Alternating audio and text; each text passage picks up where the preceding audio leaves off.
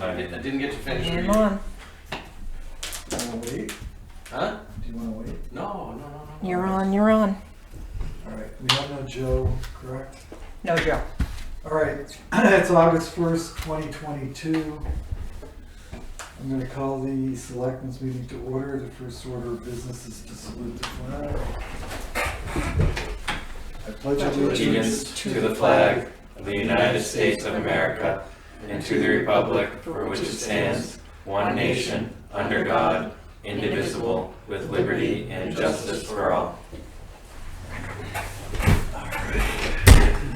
Is there any public input? Are you here for public input or are you here for the testimony of Daniel Robinson? I'm just waiting for the 5 p.m. Dana Robertson, outrigger canoes and non-residents, 19 Mile Beach. Yeah, okay. Yep. So no other public comment? So we'll go to... Just hanging out. I like to see what's going on. If I'm going to represent a community and I want to take a leadership role, it's better to listen and learn than You don't to... want to take a leadership role, will you? Okay, the next order of business is the minutes from last week. Monday, July 25th, the ordinary meeting minutes from 4:30. I'll move that we accept the minutes as written. I'll second. All those in favor? Aye. And the non-public minutes from 7:25:22 at 6:16. I'll move to accept the minutes as written. I'll second. All those in favor? Aye. Aye. And I'll make a motion that these minutes remain sealed. Second. All those in favor? Aye. Okay. Mr. Rule, you're next, buddy.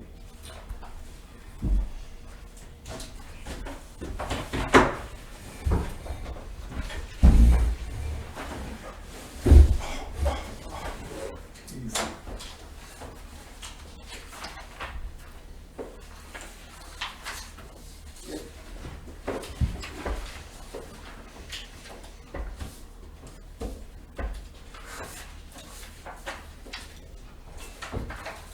So these are the finalized June numbers.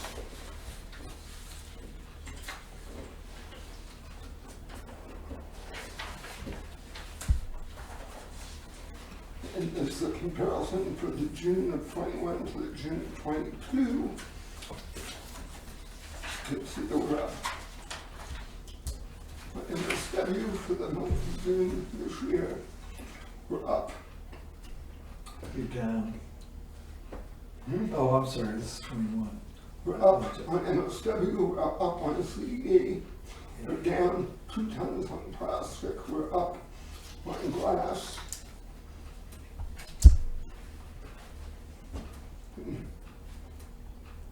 You're up on plastic too.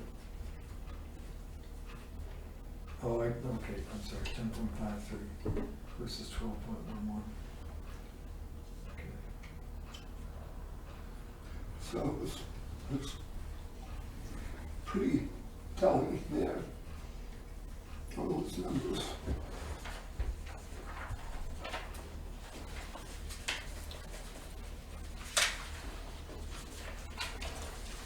And July's been pretty busy as well. So I'll be interested to see what those numbers reveal. So, it's not bad though, you're only 5% up on your solid waste and CD, so it's pretty flat. Is there a historic margin of error year to year? No. No trend? Well, we haven't tracked a trend. I know Chris has been putting together a year-over-year Yeah, analysis. yes, this, I mean, As population goes up, I can only imagine Yeah. that these numbers are going to go up. Period. it's quite a, I mean, this seems to be quite a jump here. But I'll know better when I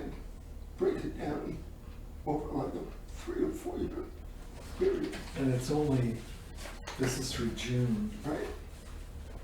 So even if you extrapolate it out, you're only looking at a 10% increase in C and D, for instance, or less than 10% for solid waste.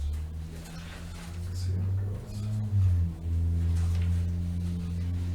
You can see the numbers, the overall numbers are pretty close, 21 to 22. June of 21 was 98.75 per month. 22 was 88.39 for the month down bottom. Overall, 39,112 for 22.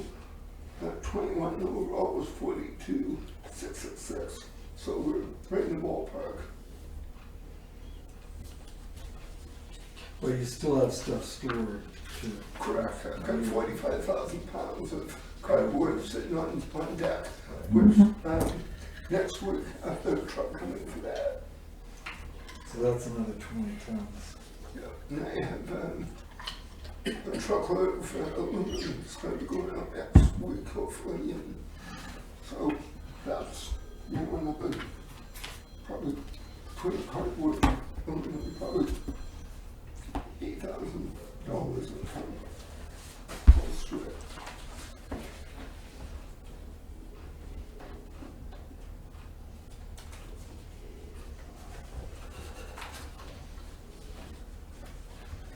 Still got a pile of metal.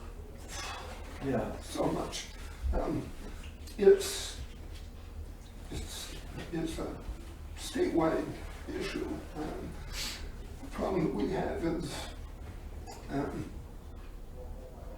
a lot of these metal companies don't have grapple trucks. They just have container trucks. And they'll drop a container and you need to load them. Or they'll just drop the containers and people load them themselves. And we've tried that and we end up with paper and trash and stuff in them that's not metal. So you have to have somebody babysit the container. And when I came here, that was an issue. There was all kinds of garbage in the container that didn't belong there. So I had that container pulled. And we just went back to the pile. So I could pull out the stuff that I could visually see that didn't belong there. And it's been working fine. It's just now that with fuel as expensive as it is, the people are holding off on coming to get metal until it's, you know, beneficial for them. But now, They're not adjusting their invoices to account for fuel pricing? well, they will, but it's a balance. You know, if it's $700 to $800 for fuel, and it's, you know, $700 for a load of metal, it's zero for us. So they're not going to do that. But what I have done is I've reached out to North Country Recycling and called them to bring down a couple containers for us that we can load back home. You have a thumb Or, back out? so that we can start shipping some up there for them and see if that will lighten us up a little bit. And hopefully that will ease up the pain a little bit for us and clean things up a little bit. And I tried a hold of, I got a hold of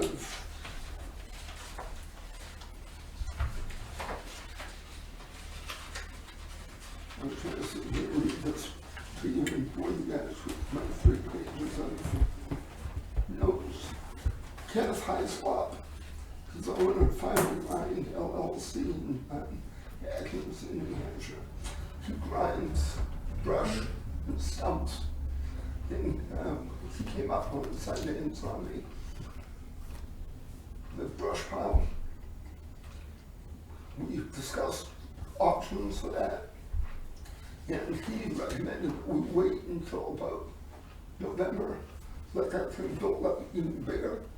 And then in November, he'll bring his machine up here, probably for the day, and grind the whole thing. And he said the reason for doing that is he's gonna charge us for a day, whether he comes up here and grinds a pile the size of this room or a pile the size of this building. And it's gonna be the same price. So he said we might as And well then what do we do with the chips once we grind? push them over the bank. Just push them over? Yeah, let them compost. So, Why don't we burn it? Environmentals? yeah, Yeah, it's not the best way to handle a brush, I mean, of that size. Plus, you gotta have the fire department up there, yeah, so your cost actually goes up. yeah, the EPA doesn't like that anymore. Yeah. Especially in a landfill. Had to ask. Yeah, yeah, I mean, you have to have a special permit from DES to burn, to a commercial burn. Yeah.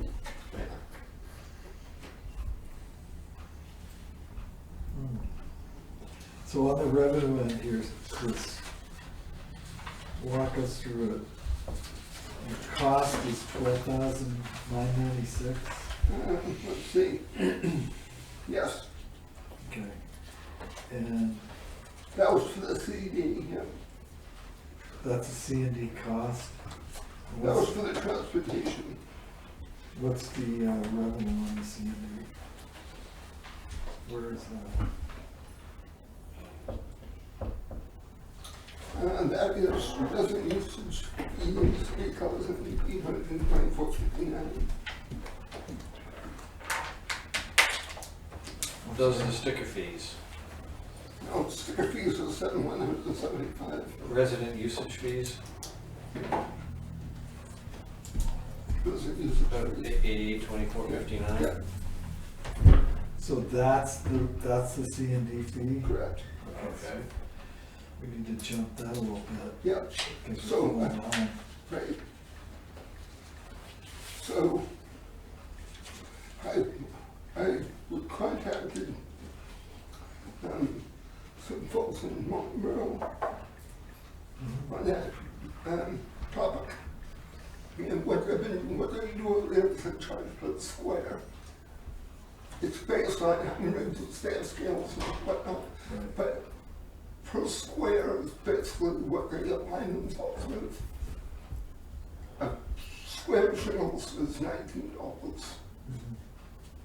And so that's the kind of the guide.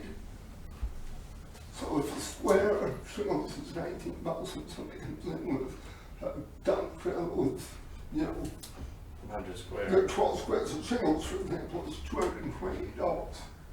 It's pretty simple math.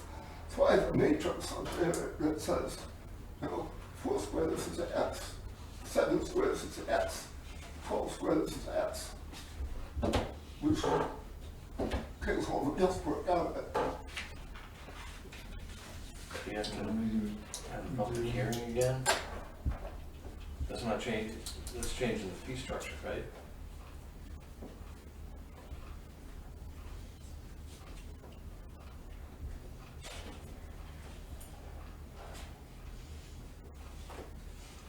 I got a question out there. To me? Anybody? Okay. That's changing the fee structure, right? Doing it that way? Well, I think it's being fair. I don't think it's No, I'm not opposed. more than guessing. No, I'm not opposed to it, but that's changing the fee structure from our posted fee structure, right? Aren't you charging, isn't our published fee structure charging by volume? Pickup truck full? It's supposed to be. Pick up a truck with a trailer with Right, so what I'm getting at is if you're changing the fee structure, which I'm not saying that that's wrong, I'm saying that if we're changing the fee structure, don't we have to have another public hearing? No, Good answer. no. No, our job is to try to mitigate the cost to the taxpayer. And right now, it's costing us, no, we're collecting $8 a square foot, and we should be collecting somewhere around $12 a square foot, a cubic foot, I'm sorry. And if you look at the number of containers that have been shipped, which is, C&D is 73, and the average container size, multiply that times 73, and then it costs us $12,196, $13,000 to get rid of that stuff. And we're only collecting $8,824. That means that we are about, 4,000. Yeah, 3,400, something like that. right, we're about 35% low on our rate. So whatever you're charging, you multiply that times 135, that's what you should be charging. And So we I need to think break, this- we need to break even on this. So I think this is going to help level off where we're at, Right. because it's fair. This is what surrounding towns are doing, and it's making it right. But the problem with not charging anything for C&D, because I know we're gonna have a discussion about the stickers, which should just be included in the tax rate. But the problem with not charging anything for C&D is that the vast majority of citizens that live here don't utilize that. And they're not building a house. It's that It's a contractor. contractor. I mean, ideally, we shouldn't take any C&D, let them take care of it themselves somewhere else. Or just take pickup trucks with C&D, so the homeowner can bring in their project lumber and throw it away.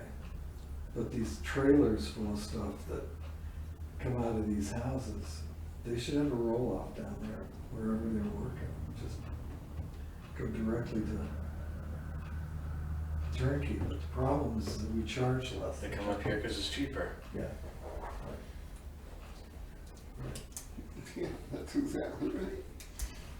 It's Yeah. convenient. I mean, if it went the wrong way last year, we changed it, it started to be okay, and now it's going the wrong way again. So I think we really need to have a longer discussion about it. Because, I mean, it's really not, it doesn't inure to the benefit of the average citizen to be able to take construction waste on a, construction level basis. I mean, I don't know, of the 2,500 or so citizens that are living here, how many of them actually, I mean, I put a 3,000 square foot addition on my house and I didn't use anything but a pickup truck to take the stuff to the dump. But it's nice that you had a place to take it. Right, and that's why I'm saying is that a pickup truck load is one thing, but what Chris is getting are these trailer loads Right. with high sides. Dump trailers. Yeah, the whole thing, which I think is an abuse of our particular system. Anyway, I don't think I'm ready to bring that forward until we have 3 selectmen here, so, but let's keep that in mind. When you're up there, I think you really need to jump the rate a bit, just to cover the costs, because, I mean, you're going upside down by 50%. So, or 30%, sorry.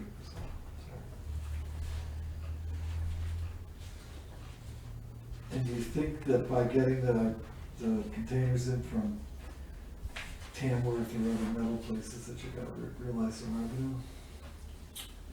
Well, I think it's gonna help, it's, they're gonna pay me whatever the rate is for the scrap.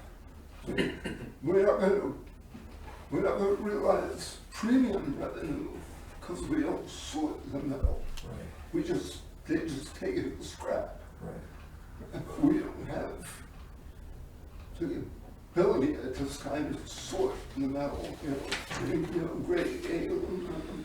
Do you have the ability, well, you have the ability, but do you have the resources, the manpower to load a dumpster? Yeah. We'll have to squeak out the time where we can, But Yeah, I would think so. I mean, we'll have to find the time and make it happen. We have to get rid of that pile. Yeah. We'll find the time. And do we get a lot of metal off the islands on Island Day, or is that just all trash? We got a fair amount. Yeah. Gas grills, a couple hot water heaters, and a bunch of just arbitrary trash. Arbitrary trash. Yeah. All right, anything else going on up there? Just trying to scan over my 3 pages of notes here. I'll leave you guys a copy of those so you can read it. We've pulled 3 MSW compactors so far this year. So, we've got rentals on the lake going up. We're looking at replacing, this is the year that we're looking at replacing compactor number 2 up on the high side. Okay. We might want to think about maybe keeping that compactor 2 as a spare and think about putting in a compactor up top. I'm just throwing that out there, you guys. We've got Piper coming in, we've got Graham coming in, we've got Wakefield coming in, there's commercial haulers dumping their trash. We might want to put a 3rd compactor in and put them in and let's get compactors. So where would you locate your 3rd compactor? I'd push out that far hill and put a building right there. And just have 3 of them, boom, boom, boom. So they're all 3 in a row? Yeah. We might have to stagger it down a little bit, but I can keep that 3rd one and just keep it just for commercial guys. Because we've got Piper coming in with, on the weekend, 5 loads on Saturday, 4 or 5 loads on Saturday. Is there any value to the used compactor? So you're gonna replace one. So you replace compactor 2, let's Yeah. say. Does that compactor have any value in the marketplace? Probably not. I Not mean, much. we could rebuild it, and it's gonna cost, probably 10 or 15,000 to rebuild. The new ones, And I sold 35,000, 40,000. I sold a compactor up at the county a bunch of years ago and got $1,500 for it. Yeah. Basically So scrap keeping value. it isn't costing us money Correct. loss of, that's what I was To getting at. keep it, it's worth more to us to keep it and rebuild the frame. We've already got the electronics, we've already got the hopper, we've already got everything. We just need to rebuild the RAM and to buy the new ones at expense. So we own those, we don't lease them? Right. Right. Why wouldn't we have leased them?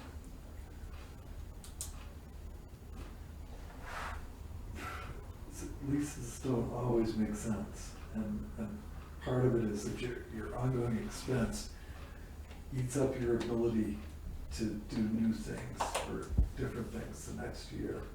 So if you lease everything, all of a sudden you go from having a $900,000 warrant that is available to having a $300,000 warrant, because you've eaten up all of your warrant money in leases, so that's philosophically where you're headed. And how long have we had those? I can't answer that with any certainty, but I want to say it's been at least 20 years on one, and then probably, So that's the other, lease purchase, I suppose you could look at, but if you're gonna keep your capital goods for 20 years, I'm not gonna pay 20 years worth of lease payments, that doesn't make any sense, because now all of a sudden I'm gonna pay twice as much as what it Right. would cost us to buy it. 20 years is a good return on a piece of equipment like Yes, that. it's. Well, it sounds like there'd be a lot more than 20 if we look at. So you need to get not only the cost of rebuild, but the cost of, what's the infrastructure cost there? Right. The pad, the building, you can put a building over it, we have to put a building over it in some form. So, Right, yeah, because we've got 33,000, I think, that's the IP for the replacement of number 2 this year, but that might have to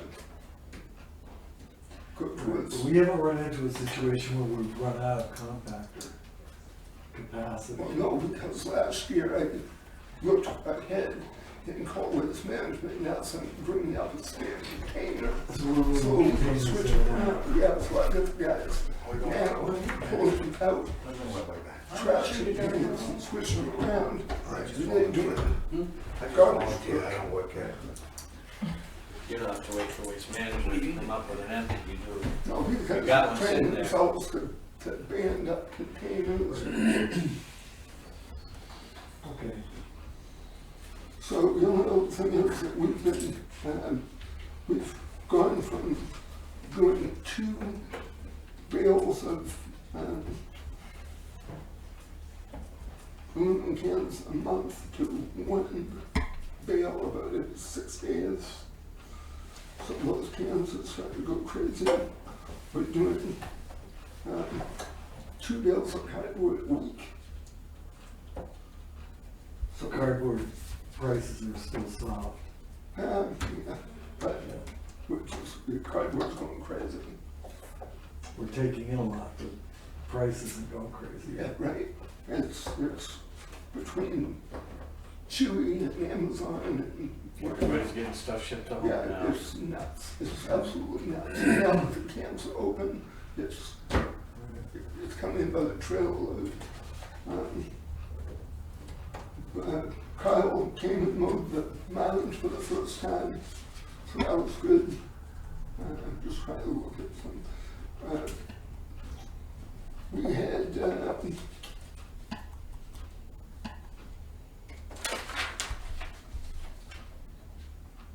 the backhoe got welded, the backhoe cracked through, and we got that welded, so that's all fixed. And the groundwater monitoring report got sent by Sandtech to DES, and the second quarter landfill inspection report got sent into DES on the 28th, so that's all set. And I think that's pretty much all the important. Okay. Well, important stuff. Do you have anything else for Chris? Oh, Bill, that was, the EPA thing that you had me look into about that grant is the meeting, a video meeting next week. I'll be looking at that Okay. on video. Okay, thank you, Chris. Thank you.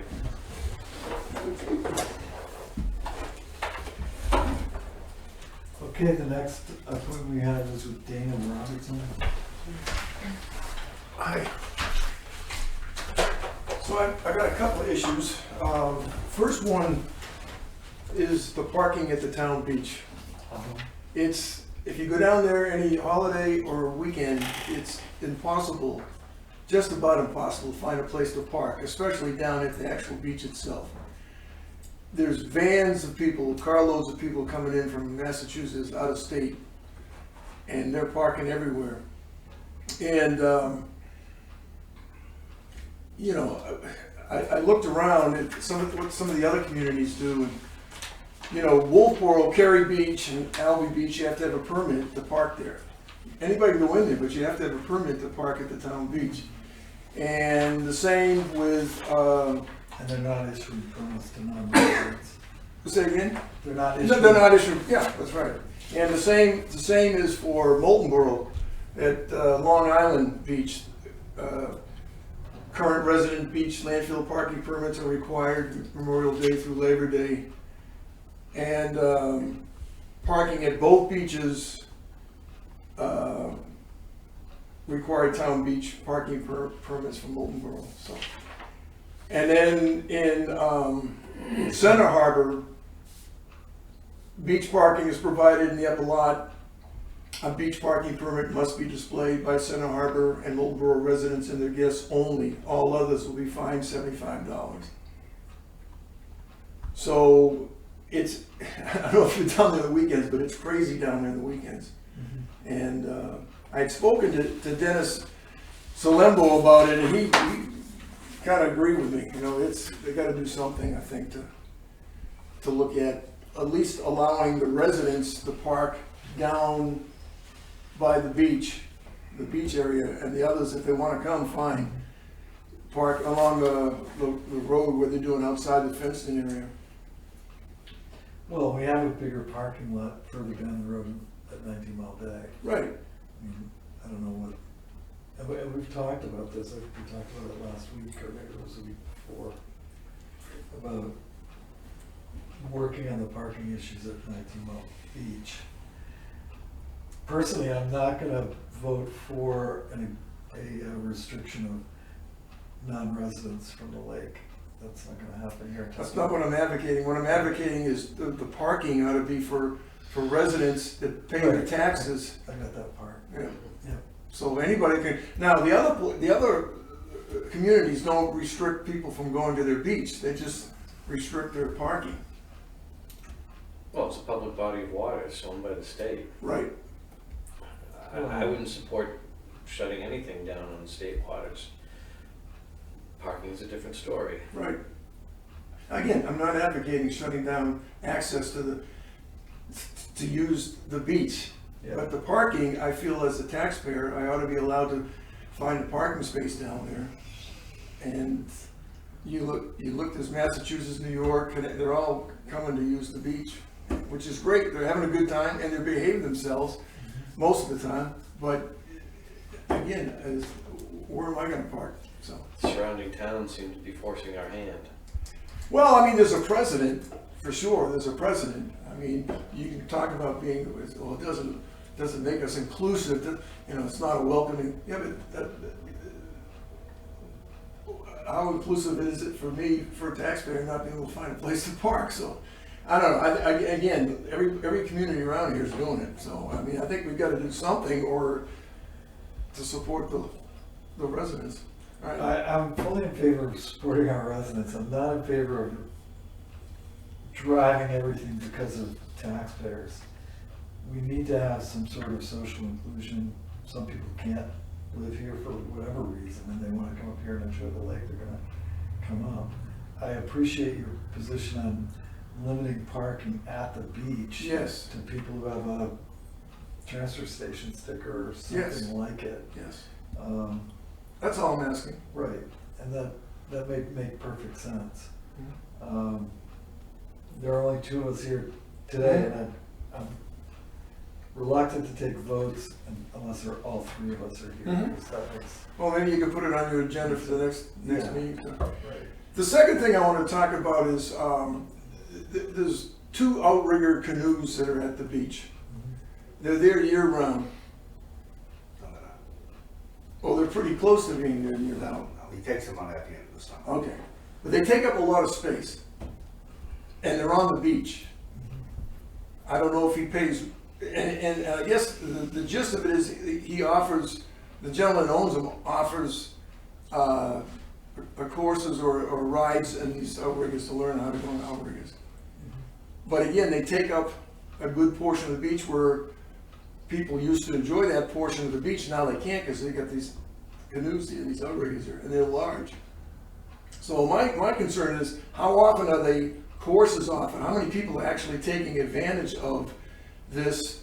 And I assume that the individual that's parking them down there, we don't charge him rent.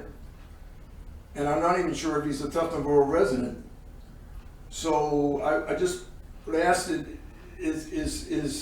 are we getting, is he getting more the better of the deal, or are we? I mean, I'm not so sure who's benefiting from that relationship of allowing him to park his outriggers there, taking up space, under the guise that he's offering courses. I don't know how many people have actually done that to make it worthwhile. Worthwhile and what? To allow him to keep his outriggers there free of charge. Well, I mean, I'd like to bring my canoes down, my kayaks down there and park them down there too. What's going to keep anybody from going down there and doing the well, same what's going to thing? keep them from going down there is that we haven't decided to let you do that.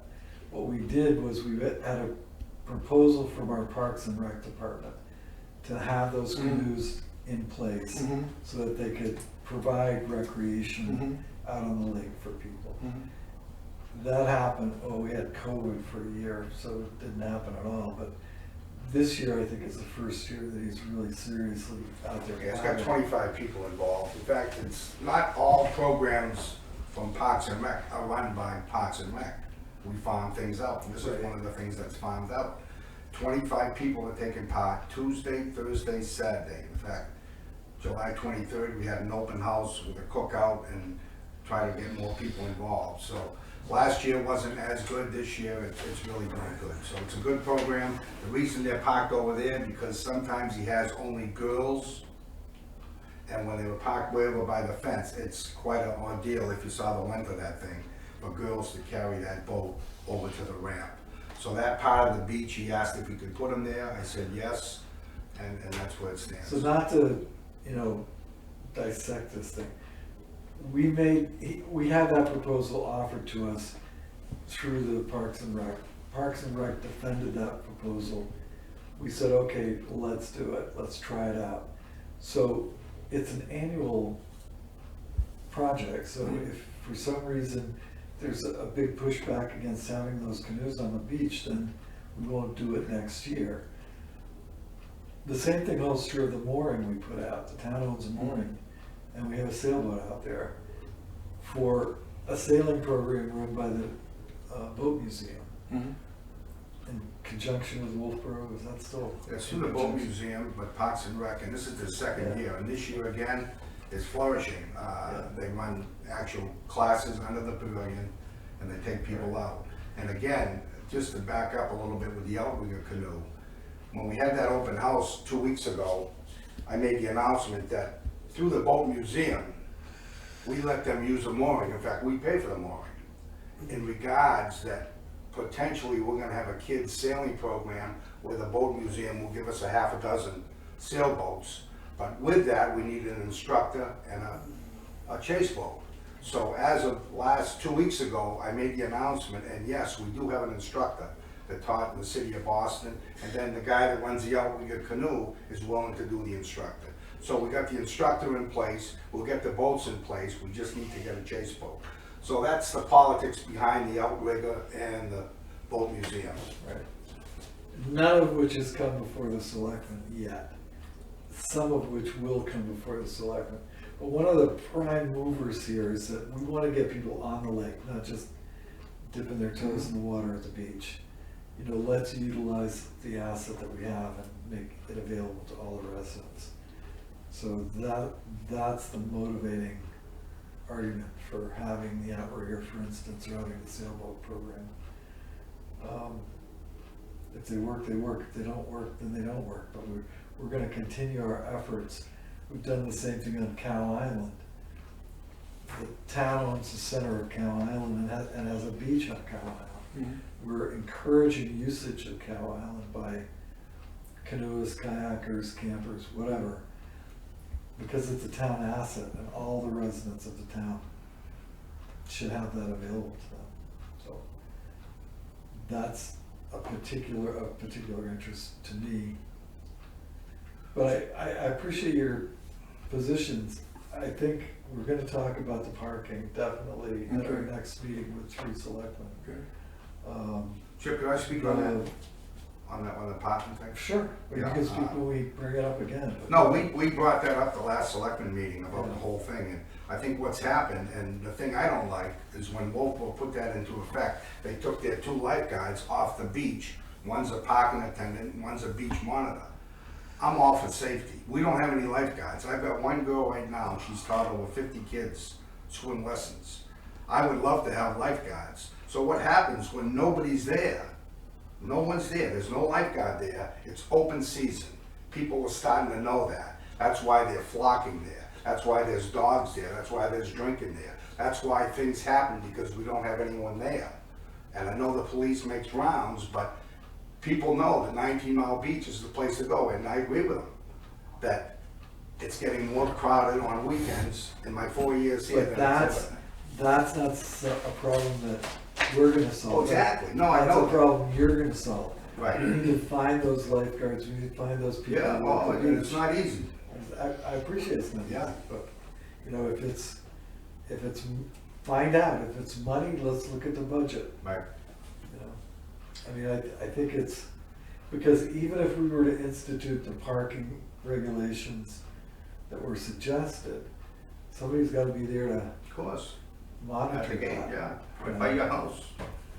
Well, I mean, I don't think necessarily that the other communities have an attendant there that checks but, Wolfboro does, sure they do. well, I called this afternoon and talked to somebody at the Parks and Recreation in Wolfboro, because I always thought that Brewster Beach had a requirement for a parking permit. Brewster's different, yeah. Yeah, but they don't. No, not for Brewster. Just Drive Albany down- and But, Cary. but Cary do, yeah. Drive down to Albany Beach and see what happens when you park your car. Yeah. You know, maybe there's nobody there, but I bet there is somebody. Yeah, They're out. okay. They're- Well, I mean, something's gotta happen. Something's gotta change, I think. Right, Uh, right. All right, the third It's thing, just, we're not gonna make draconian changes. We're gonna make changes that work for the whole community. sure. That was the third thing. The third thing was they just repaved North Line Road. And at the junction of North Line and Ledge Hill, there's a drainage grate. And it's probably 18 to 20 inches below grade. Right. Why, when they paved the road, didn't they raise that up and make it proper? Because somebody's gonna hit that, Right. and it's gonna take their car out. That issue came up at our last Yeah, select it came up meeting. last week. I know that the highway road agent was appraised of that and needs to repair that. I don't know, he asked I spoke why- to the guy Pike Why about would it. anybody do anything? I have no idea why people do things. But it is what it is and we need to fix it. Fix it. And the road agent's been made aware of that problem. And I thought they had marked it. Weren't there cones or something like No, that? there's no, I walk it every day, there's no cones there, there's nothing. Right. And in the past, you can see where, you know, a trailer or something is, not since they've repaved it, but have gouged, taken huge gouges out of the road where Yeah. they've hit that thing. Yeah. So if it's a, you know, normal civilian car, it's gonna cause some serious damage, so, okay. Yeah, and we're aware of that and I'll make sure, I'll call the road agent tomorrow if I have to. I know he was made aware of it last week. So I guess my other question Should at least is, comment. where's the road agent? I mean, shouldn't he have known? I mean, it's been there all along. I have no idea. I mean, you're asking hypothetical questions or questions that I have. Well, I guess my question, I mean, who's, obviously, if I had done the job, I wouldn't have done it that way. right, But I didn't do the job. who supervises the road agent, I guess my question. I'm not The trying road to. agent is an elected official. Oh, okay, They aren't unsupervised. They're like us. okay, Nobody The supervises them. citizens supervise the road No, agent. the supervision happens on okay. At the first polls. Monday. of- Well, hopefully, first listen, Monday of March. hopefully he'll, okay, Yeah. hopefully he'll take care of it. He That's it. will, he will. I mean, we have a certain exemption from liability, but not for stupidity. Right, okay, that's all I have. Do you want to add anything there? On the beach and limiting the beach parking to residents only. Well, okay, if the beach is filled up with residents only, you may not have a place to park. What are you gonna do? That's- Or anyone else? Now, That's the price you pay. hypothetical question, and it does fill up. You, No, careful we what got- you ask but for, it- you might get it. It, I said careful what you ask for, you might get it. it doesn't fill up with residents is my point. No, Good. I'm saying if it were limited to the residents, and the residents did fill it up, Right. and there are no parking, Well, I get there early, I guess. Then we need more parking. We can start taking property by having a domain. okay, the road is a road, What is a road? right to travel only, it's not owned by the town. What is that now? It was Which road? given to the, by the state to the town when the state moved over to the new, the town parcel. Right. No money's exchanged, the state to the town, because the state did not own the road bed where the beach is now. It was a right of travel only. It's a I road. think the selectmen were rather stymied back when the new road was put in. The town gave the state a deed across the wetlands. Now he says, where's the deed to the roadbed? We don't own it. We don't own any of the roads. We have rights of way. Ledge Hill Road is a right of way. I own to the center of Ledge Hill Road for 1,500 feet, just like every other resident. You own To to the the se- I center. own- Actually, you're on the other side of the road, so you own both sides. Yeah. To the center. But that doesn't take any rights away from our right of way. The right of way exists, as does every right of way for every road in the town. It's a right of travel, It's a right of way. okay, but, There's no such thing in law as right of travel. There's a right of way. Because well, you that's can't, what was mentioned in researching of the properties down there when 20 years ago happened. well, you and I have both been here at least 20 years. But it is a right of way. Inherent in the right of way is, the width of the road, whatever that might be. We've limited the use of that road to just the travel way. Travel. Just the travel way. We're not advertising parking on your side of on the lake side or on your house side. I think we could probably put no parking signs up there without a problem, if you wanted us to. But that doesn't affect our right of way ownership. No, I'm not saying that. What I'm saying is,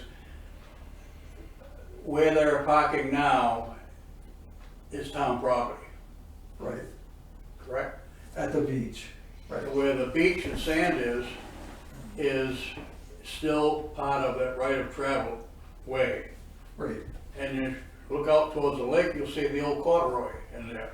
Right. That, more or less, That's Yeah. the real right of way. yeah. But the Judge Molden. As far as is limiting, the right of way. because the state was involved in the improvement of that area, nobody can be charged for it. If the state monies are involved.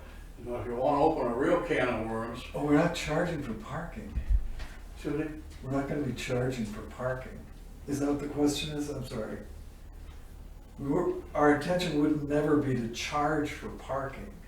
Oh, I didn't need to imply that. Okay.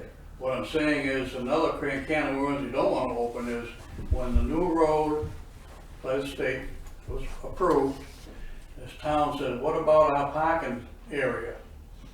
The state says, we'll build you a new one.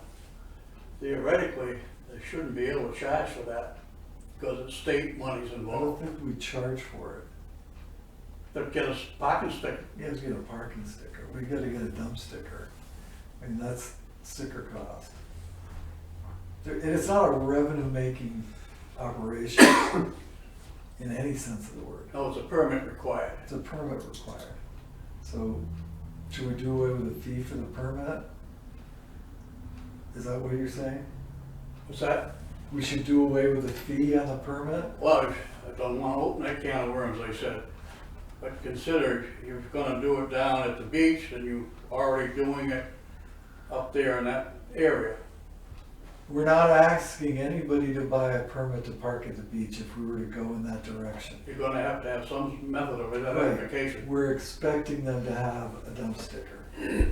Proof of residency. I live in Wolfboro and they're free parking, beach parking things. We got beach parking passes. Yeah, I they're don't know if free. we wanna go in that, okay, so there's any number of ways we can handle this. But, I mean, the proposal brought forward was to have resident-only parking down there.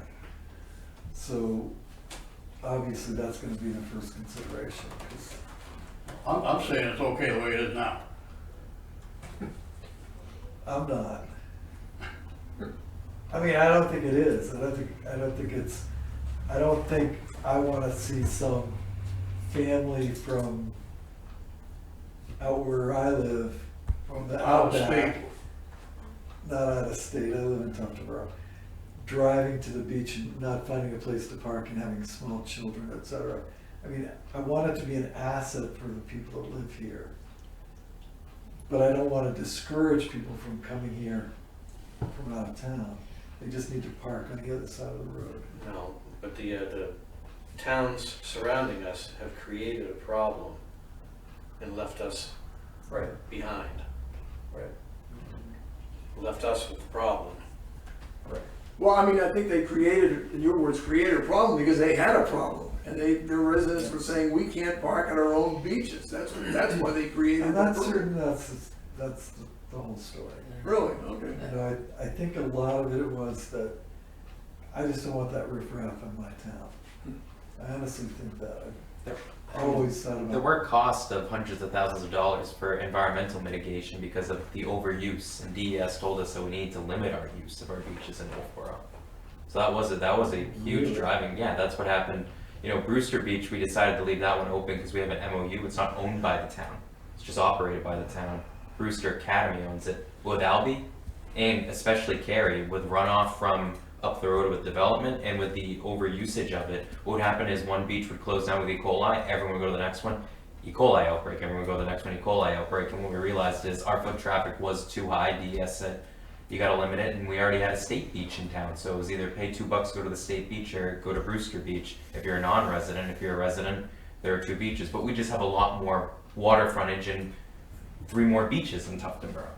Right, so we could afford to have some beaches restricted, and we could have other beaches that were not restricted, and there was a state beach that people could utilize too. So we just had more options. Can you share that correspondence? Yeah, I'll try to find it. I mean, this was like 3 or 4 years ago. Yeah, but it'd be nice This was, just to look at it. you know, because the town taxpayers were having to pay on warrant articles to mitigate a number of things, and Cary Beach is still having different mitigations, whether it's town runoff or it's a huge reason actually why we had to redo the whole parking lot was it was being overworn and the runoff and stuff from people's cars from the overusage and people parking in areas that they weren't supposed to be parking. So people parking on other people's property at Cary Beach, lining up the road, parking in people's driveways. We just had and COVID really, I mean, once everyone, the only place where they could do was go outside, they flooded the beaches. So that also brought it on. And there was also the whole effect that you talk about, Chip, where it was people saying, I don't want people not from my town utilizing my beach and me not getting the opportunity, but. I mean, it's not the only place that's happened. I mean, there are towns in the southern part of New Hampshire that charge by the square foot, and you can rent it for the summer. And there's the issue where Ospey and Alton don't have public beaches. You think the whole town of Alton and the whole town of Ospey have no public beaches. Well, Ospey has one, but you can't go in the water there. Alton has a public beach right at the tip of the bay. Yeah, they do. That's state-owned, not town-owned. They had a proposal to have a town-owned beach, and the voters turned it down. Same with Ospey. So what happens is their voters turn down a beach, and then they go. Everyone else says, "Where can I go to the beach?" Well, they either go to a state-owned beach or they go to our town beaches. So that's part of the issue too. By Not all every town accounts- is willing to have a beach because it costs a lot of money. By all accounts, the one at Alton is not, I won't say well maintained, but it's not clean. But you look it up and there's a lot of people complain about the cleanliness of the water, so they don't go there. Because that boat ramp there is part of that beach, Mhm. and that's all state-owned, and they just redid it. I didn't realize that. Yeah. They don't charge a fee. I used to think it was a town beach too until someone, because when we had our old beach debate in Wolfboro and have the beach committee, just what we need, another committee to micromanage something else the town does, but don't have a beach committee. Please don't. Okay, Thank you. thanks for coming in. Thank you for listening. Okay. The next item on the agenda is the signature file. Thank you. Summertime. Yeah.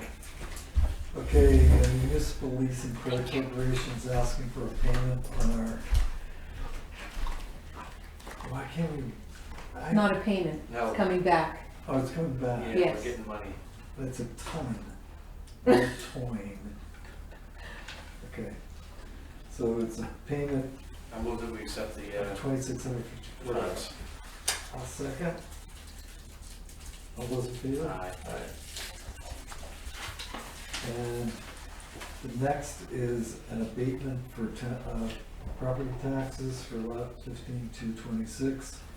We had asked for an explanation of this, and had been given the explanation that the town took the property, which had been in current use, went out of current use as soon as the town took it. Taxpayer came in and reclaimed the property, and at that point, it should have gone back into current use, and it didn't, so it was overassessed.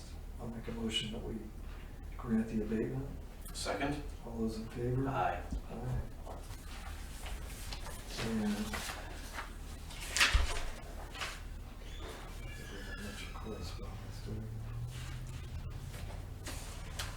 correspondence, we've got a hearing from the Board of Adjustment on August 10th for concern of Middle Road, a proposed garden construction. The Department of Revenue is gonna fine us $250 a day if we don't get our audit done. No, I thought it's our audit just was a done. new Our audits recommendation. weren't done at the county? If It's the not us, audits it's aren't, for everyone. if the audits aren't submitted in time, it's Oh, so it's a $250. new- It's a new I RSA. know RSA. that, yeah. Okay, But we're done with the audit at the county, right? I think Okay. so. Don't scare me like Finally. that. I remember we were done in April, was the earliest we'd ever gotten done. Right. Something Highway crazy. block grant, which has been increased and also includes bridge aid. Mm. Interesting reading. Dave Alwine from DES, I sent Yeah, that's that report I a told you. report to DES. Yeah. Do we don't need to sign this. No, Okay. This is on the transfer station. We got a complaint from Elizabeth Wood of Little Bear Island concerning a property owner's misuse of their property, Alleged. which Jack is looking into. And also a number of emails regarding the MX 171. Selectmen's updates. You gotta do action, you Nothing. can do your action file, the gray one, the gray list. All right, No. The other gray one. The gray file. the other gray one, that's the only gray, this says, oh, what's actions? Yeah, Sorry. that was good. Okay, American Legion Harriman Hill Post 18 is looking for a $1,500 donation. I thought that we gave them one. I'm curious as to why we're just getting that now when it was sent in on the 7th of May. I looked in the budget, it's there, it hasn't been spent down yet. Okay, so they're looking for this year's payment. Yes, Okay. I move that we, grant. I don't know that we have to vote on this, we already voted on that. Oh, okay. So I just say, give that to Kathy in bookkeeping for the pay our bills. Okay. Nothing on Selectmen's update? Nope. Okay, I met with Chris. I answered an email vis-a-vis the MX 171. And also, there's another grant coming through on equipment, which may enable us to buy, it's a diesel fuel grant money, which should enable us to get a dump truck for the highway garage, so given that the road agent would also contacted Susan, who does our grant writing, to keep track of that. Good. Any other business? You guys have any questions for me about anything? But other than that, I assume you guys are gonna go into non-public. Bridge, Bridge. should we do anything to get our bridge? Well, I heard you guys got the money from the Department of Revenue. I mean, that's the increased revenue. I don't think it'll We got cover the highway entire. grant money. Yeah. Bridge aid money, I don't think comes directly to us, I think it goes through our. Well, there's two. So part of it was part of the, highway grant. Part of it is part of it, and I understand that, there's a rotation for when you guys will be able to get that bridge money, and I understand that the rotation is for a while, but. Then it got bumped up. Yeah, we got Yeah. changed from 2023 to 2032, I guess it Well, transposes the numbers. So believe having door knock now and campaign in Ducknborough for a brief 2 months now, I find the biggest concern of everyone is getting 171 repaved, getting 109A repaved, which somehow are not in the 10-year plans. They're for the not on our state. budget either. Oh no, they're not your responsibility, they're mine, and I'm looking at these roads, driving on them daily now, coming out to visit with your voters, and I say to myself, how is this not in the 10-year plan? These roads are way more utilized than the state realizes by a lot of heavy machinery. I mean, you're talking about people with sand and gravel, you're talking about people with logs and logging trucks, you're talking about just other heavy machinery, moving them back and forth from all the way in Maine all the way over to Vermont. It's just, I find it, especially 171, if we wait another 5 years on that, it's gonna become a cow path pretty soon again, so. I have to adjust my time travel to work in the winter. Yeah, because the roads are so bad. Because 171 is so bad between Four Corners and Water Village. You are now the fourth person that has told me that. It's- They had to add an I extra had 5 to 6 minutes. 3 minutes to my drive. It's not in the state's 10-year highway plan. I can't believe it. Primary access to the jail and the court systems for Boltonboro, for Tuftonboro, for Sandwich, Tamworth, well not Tamworth, they have 16, but It's a major corridor. yeah. I mean, really, for this part of the state, we don't have an interstate like 93, 89, 95. We have Route 16, that's our most heavily used highway. It gets paved, but 171, 109, 109A, 109 always somehow seems to get taken care of for the most part fairly well, but 109A and 171 are completely neglected. When I found out they weren't part of the state's 10-year infrastructure plan, I was like, that's a huge loss. I don't think these roads can go another 10 years only being patched. It seems like they've basically only been patched for the past 10 to 20 years. So, Well, it doesn't get, 5 years at best. At best. Yeah. Is how. well, the problem is all they do is start paving on it, So- rebuild it. yeah, I it mean, needs that's, to, that's what we're finding on Ledge Hill Road, is that you just can't keep up paving.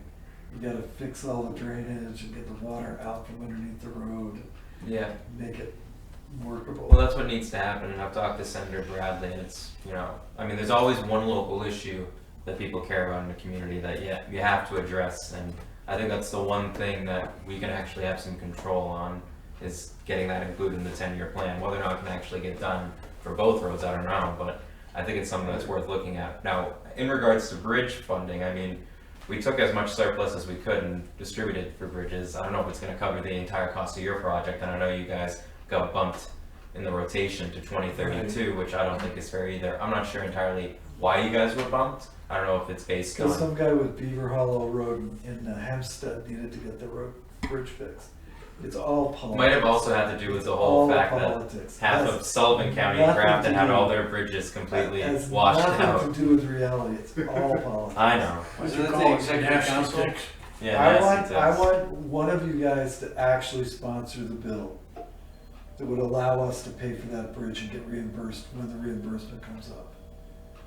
So you can pay for the bridge in 2023 money Yeah.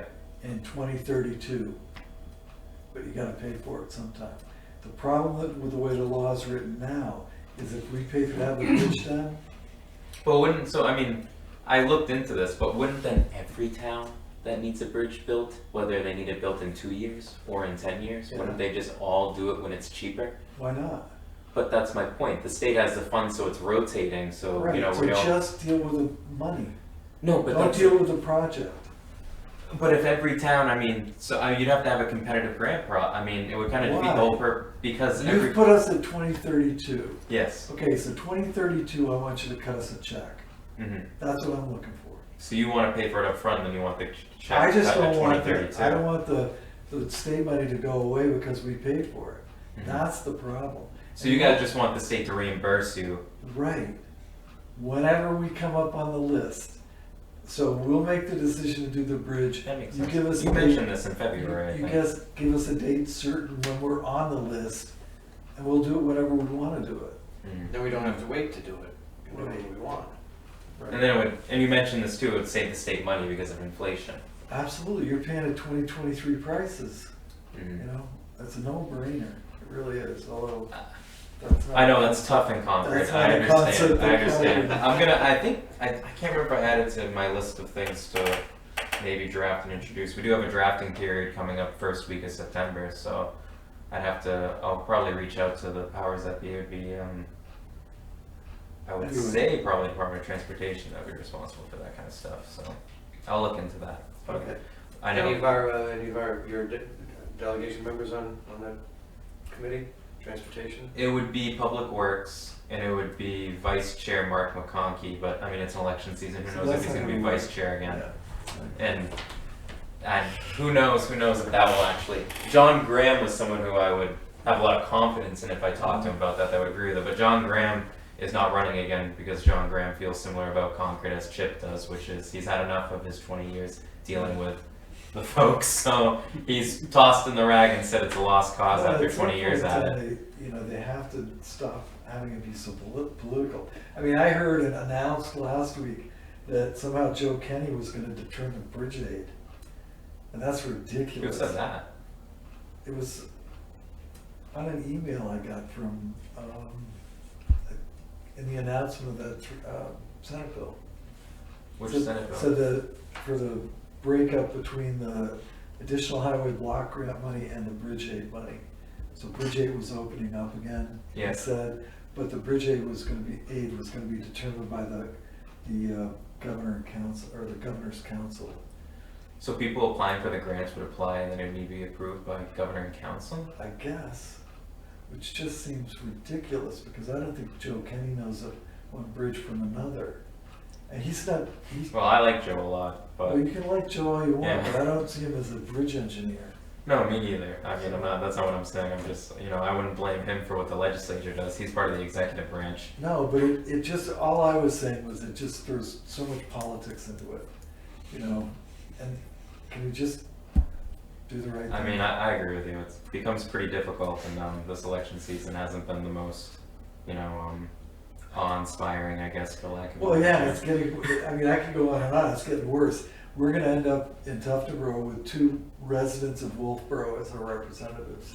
Yeah, no matter how you cut it, because there's only Wolfboro residents. Right. I'm trying to move to Tuftonboro. If you can find me land or a house I'm just here. saying to you, So- at some point in the time, this guy's gonna come forward and say, why is all of Wolfboro's pollutant coming to my lakefront? I try to keep Tuftonboro on the forefront of my mind because I understand whoever gets elected, that's going to be a big contention. Is because it's how it was in the school district when I ran for school board, which is the big town being viewed as the bully and dictating the determination for the politics locally or on the state level for the little town. And I don't want Tuftonboro to feel like it's the little, stepchild or step sibling of Wolfboro. Tuftonboro has its own distinct needs. I don't. Well, no, but I don't want voters to feel as if that their state representatives are treating them that way. I want them to feel that their needs are just as prioritized and not part of Wolfboro's needs. That yes, we have some common interests, but there's also times where Tuftonboro has its own distinct needs, like for example 171 and 109A needing to be repaid. That's a very distinctive Tuftonboro need that needs to be addressed because Wolfboro doesn't have an issue with 28. See, drive on 28. It's totally Yeah, fine. it's fine. Every section of it's getting repaved every year, every summer. I'm going through the traffic work and everything, and somehow 109A and 171, which I feel are maybe not traveled as much as 28, but still heavily traveled. Not even in the 10-year plan. Not even in the 10-year plan for any sections of it being redone that are the worst. Right. So to me, that's sometimes a failing of whoever's currently supposed to be advocating for a community. Well, or we're all involved in the Lakes Region Planning Commission. They determine whose roads get paved. They submit a program to the state. We don't get to go in and personally represent for the roads of Tuftonboro. I'm not talking about you guys. I'm talking about sometimes state lawmakers should be remembering that, they drive on these roads too. I mean, Right. if they notice that the roads are completely destroyed and one can say, it took me a week to figure out that it wasn't in the 10-year plan, just from a few people in your town telling me, and then me looking it up and saying, wow, it's not, and it probably should be. And wondering, who missed that? How did that sneak under someone's nose? Whether you've been serving this district for a decade or for 2 months, you know? But All right. Anybody else? I'm gonna move that we go into non-public 91A for personnel. Second, All be yes. Murray, yes. All right. Good night, gentlemen. you have a good evening. Thanks for coming out. Yep, always happy to see you guys. Oh, Jesus. you. Brody, is this your cup? Yes, it is. Thank you. See, good hockey coach. Bernie, there's a house for sale right on Ledge Hill. You could be Chip's neighbor. I could be. How much is it? Probably half a million. $625. Yeah, Is it? perfect. Just right within my price range. Todd's Shadows. is No, nice not neighborhood. Todd's place. Yeah, Whose but you know how place? much a lot of land is? The I was one, talking to Quentin about it. It's like $120,000. Yeah.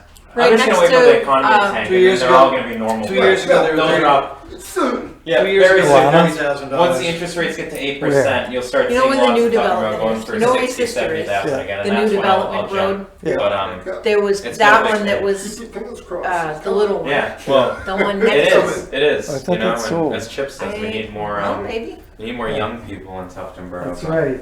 More young people, more children. And John's been trying to reach out to you.